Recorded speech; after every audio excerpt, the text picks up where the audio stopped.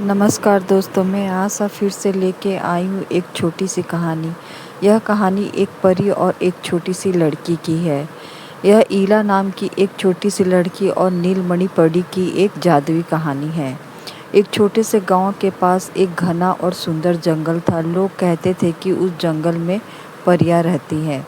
उसी गांव में ईला नाम की एक 9 साल की लड़की रहती थी, जो बहुत दयालु थी। एक शाम ईला जंगल के किनारे एक घायल तितली को देखती है। तितली का पंख कांटों में फंसा हुआ था।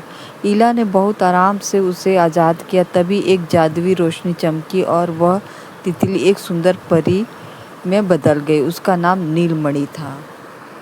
नीलमणि ने मुस्कुराकर कहा, ईला, तुमने मेरी जान बचाई है। मैं तुम्हें अपने साथ परियों के देश नीलाचल ले चलूंगी। परी ने अपनी जादुई छड़ी घुमाई और ईला के पीठ पर भी चमकीले पंख आ गए। दोनों उड़ते हुए बादलों के पार पहुंच गए। नीलाचल बहुत ही खूबसूरत था। वहाँ की नदियाँ दूध जैसी सफ़ेद थी, पेड़ सोने के थे और फूलों के संगीत निकलता था। ईला यहाँ सब देखकर बेहद हैरान और खुश थी। तभी आसमान में अचानक काले बादल छा गए। एक दुष्ट जादूगर काल रूप वहां अपनी काली शक्तियों के साथ आ गया।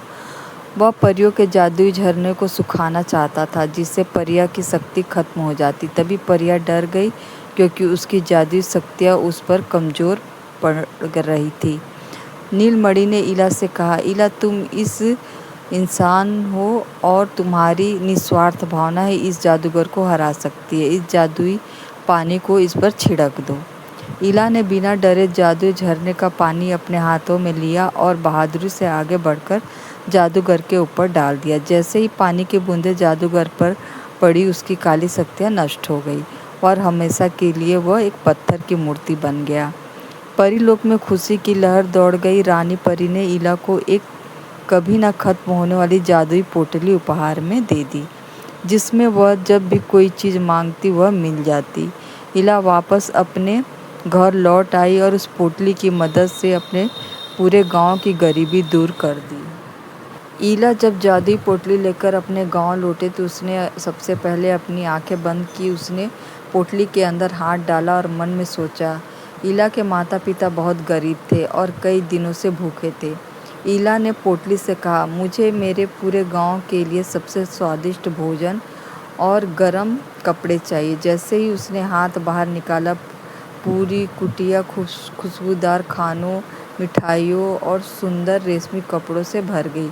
ईला ने पूरे गांव को इकट्ठा किया और सबको पेट भर खाना खिलाया। गांव के लोग ईला की इस दयालुता को देखकर रो पड़े। गांव में अचानक आई इस अमीरी की खबर धीरे धीरे पड़ोस के राज्य तक पहुंची। वहां का राजा बहुत लालची और क्रूर था।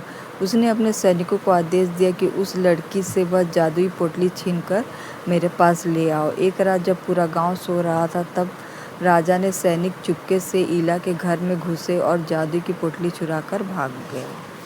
सुबह उठकर जब ईला ने देखा कि पोटली गायब है, तो वह बहुत दुखी हुई। उसने आंखें बंद की और अपनी दोस्त नीलमणि परी को याद किया। पलक झपकते ही नीलमणि उसके सामने प्रकट हो गई।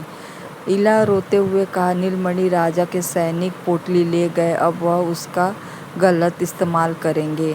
नीलमणि ने ईला का हाथ पकड़कर कहा, डरो मत ईला, तुम्हारी बहादुरी ही तुम्हारी असली ताकत है। हमें लालची राजा के महल चलना होगा। परी ने फिर से ईला को जादुई पंख दिया और दोनों रात के अंधेरे में राजा के महल की तरफ चल पड़ी